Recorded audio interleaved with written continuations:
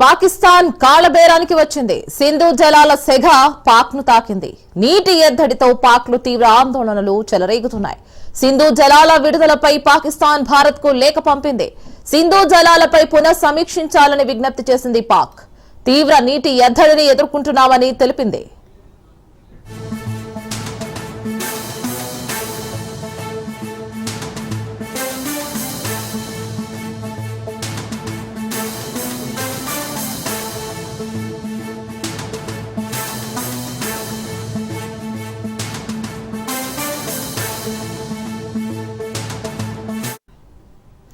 పాకిస్తాన్ కాళబేరానికి వచ్చింది. సింధు జలాల సెగ పాక్ ను తాకింది.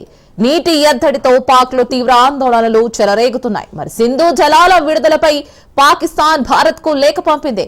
సింధు జలాలపై పునః సమీక్షించాలని విజ్ఞప్తి చేసింది పాక్. మరి తీవ్ర నీటి ఎద్దడిని ఎదుర్కొంటున్నామని కూడా తెలిపింది.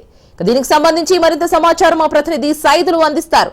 సైదులు, రీనా, పాకిస్తాన్ కాళబేరానికి వచ్చింది. ఎందుకంటే సింధు జలాల అంశానికి సంబంధించి ఎప్పుడైతే యొక్క పహల్గామ్ ఘటన తర్వాత సింధు జలాలని పూర్తిగా భారత్ ఆపేసింది. అంటే సింధు జలాలు ఖచ్చితంగా పాకిస్తాన్ లో ఒప్పందంలో భాగంగా వాటర్ కిందికి వెళ్లాల్సి ఉంటుంది సింధు ప్రాజెక్ట్ నుంచి. సో దానిలో భాగంగా పహల్గామ్ ఘటన తర్వాత సింధు జలాలని పూర్తిగా ఆపేస్తున్నామని ప్రకటన చేస్తూ ఆపేసింది. సో ఇక పాకిస్తాన్ లో పూర్తిగా నీటి ఎద్దడి ఎక్కువైపోయింది. అక్కడ తీవ్ర ఆందోళనలు రేకెత్తిస్తున్నట్టుగా కూడా మనకైతే సమాచారం. పెద్ద ఎత్తున పాకిస్తాన్ ప్రజలందరూ కూడా నీటి ఎద్దడి కారణంగా రోడ్లపైకి వచ్చి ధర్నాలు రాస్తారోకోలు చేస్తుండటంతో పాకిస్తాన్ కాళబేరానికి వచ్చింది. సో ఈ యొక్క సింధు జలాల అంశం ఏదైతే ఉందో అది భారత్ పునరాలోచించుకోవాలి.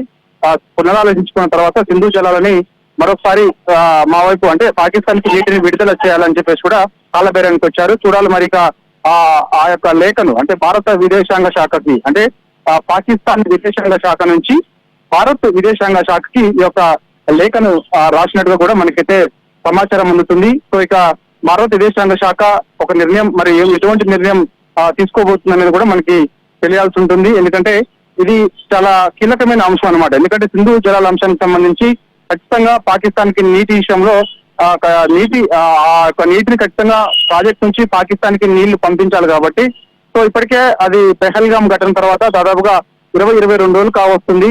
సో ఇక పూర్తిగా పాకిస్తాన్ లో పరిస్థితులు చాలా దారుణంగా ఉన్నాయి. అంటే ఒకవైపు నీటి ఎద్దడి, మరోవైపు వాణిజ్య ఒప్పందాలన్నీ పూర్తిగా బంద్ అయిపోయాయి. కాబట్టి ఇప్పుడు పాకిస్తాన్ అగోమ గోచరంగా పాకిస్తాన్ ప్రజల్లో కానీ పాకిస్తాన్ కానీ అంతా అగోమ గోచరంగా ఉన్నట్టుగా కూడా మనకి సమాచారం. దానిలో భాగంగా ఆ కాళబేరానికి వస్తూ కొంచెం రిక్వెస్ట్ చేస్తున్నారు. అంటే సింధు జలాలని మాకు సింధు జలాల నుంచి నీటిని విడుదల చేయండి, లేకపోతే మా పరిస్థితి చాలా దారుణంగా పరిస్థితి ఉంది. ఇప్పటికే పెద్ద ఎత్తున ప్రజలందరూ కూడా ఆందోళన చేస్తున్నారు, రోడ్లపైకి వస్తున్నారు.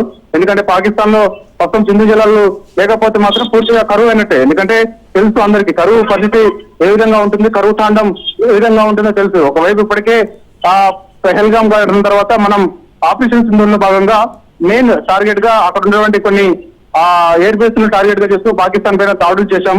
సో ఇప్పటికే పెద్ద ఎత్తున పాకిస్తాన్ కి ఆర్థిక నష్టం జరిగింది. సో కోలుకోలేని దెబ్బ కూడా జరిగింది. సో ఇప్పుడు ఇక సింధు జలాలు ఏదైతే అవి కొంచెం కాళ్ళబేరానికి వస్తూ నీటిని విడుదల చేయండి, మా పరిస్థితి చాలా దారుణంగా ఉంది అని చెప్పేసి కూడా చెప్తున్నారు. కాబట్టి సో ఇప్పటికే ఆ పాకిస్తాన్ విదేశాంగ శాఖ నుంచి భారత విదేశాంగ శాఖకు లేఖ అందినట్టుగా కూడా మనకైతే ఆ సమాచారం. మరి చూడాలి భారత్ ఎటువంటి నిర్ణయం తీసుకుంటుంది. ఎందుకంటే భారత్ నిర్ణయం పైన ఇప్పుడు చాలా ఉత్కంఠ అని కూడా చెప్పవచ్చు. ఎందుకంటే భారత్ ఒకవేళ సింధు జలాల విషయంలో అంటే ఇప్పుడు పెహల్గామ్ లో ఎవరైతే టెర్రరిస్టులు ఉన్నారో వారందరూ భారత పౌరుల్ని చంపేశారు. కాబట్టి 25 మంది భారత పౌరులను ఒకళ్ళు నేపాల్ మొత్తం 26 మందిని పొట్టన పెట్టుకున్నారు. కాబట్టి సో సింధు జలాలని ఖచ్చితంగా పాకిస్తాన్ విడుదల చేయాలంటే ఆ టెర్రరిస్టులను ఖచ్చితంగా మాకు ఒప్పచెప్పాల్సిందే అని భారత్ డిమాండ్ చేస్తుందా అనేది కూడా ఇక్కడ ఒక ప్రశ్న. ఒకవేళ ఆ విధంగా డిమాండ్ చేస్తే మాత్రం ఖచ్చితంగా ఆ యొక్క టెర్రరిస్ట్ ను భారత్ అప్పగించాలని భారత్ కాక డిమాండ్ చేస్తే మాత్రం అప్పగించాల్సిందే. లేదంటే మాత్రం ఎట్టి పరిస్థితుల్లో కూడా ఈ యొక్క సింధు జలాలని పాకిస్తాన్ కి విడుదల చేసే ప్రసక్తే ఉండదనేది కూడా మనకి ఒక చెప్పాలి. ఎందుకంటే ఒక నిర్ణయానికి ఆల్రెడీ వచ్చారు. ఎందుకంటే ఎవరు భారత్ పైన దాడి చేసినా కూడా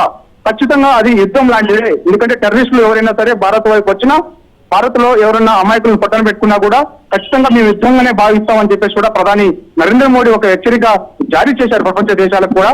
కాబట్టి దానిలో భాగంగా ఖచ్చితంగా ఈ యొక్క పెహల్గామ్ లో ఎవరైతే టెర్రరిస్టులు దాడులు జరిపారో భారత్ మనలోకి జమ్మూ కాశ్మీర్ లోకి కొంతమంది దొంగచాటుగా వచ్చి మన వైపు దాడులు జరిపారో సో ఆ యొక్క టెర్రరిస్టులందరినీ కూడా చెప్తేనే ఈ యొక్క సింధు జలాలని విడుదల చేస్తామనేది ఒక డిమాండ్ కూడా మనం చేసే అవకాశం కనిపిస్తుంది. కాబట్టి సో ప్రస్తుతం అయితే భారత విదేశాంగ శాఖకి ఈ యొక్క పాకిస్తాన్ విదేశాంగ శాఖ నుంచి లేఖ అందినట్టుగా కూడా తెలుస్తుంది. సింధు జలాల విషయంలో పునరాలోచించుకోవాలి అని కాలబేరానికి పాకిస్తాన్ వచ్చింది. కాబట్టి చూడాలి మరి, ఎందుకంటే విదేశాంగ శాఖ మంత్రితో పాటుగా విదేశాంగ సెక్రటరీ విక్రమ్ మిస్త్రీ వీళ్ళందరూ కూడా మరోసారి ప్రధాని నరేంద్ర మోడీ తోటి భేటీ అయ్యేస్తారు. భేటీ అయిన తర్వాత ఏం చేయాలని దానిపైన కూడా ఫర్దర్ గా నిర్ణయం తీసుకునే అవకాశం అయితే కనిపిస్తుంది. Veena. Right Saidulu, thank you.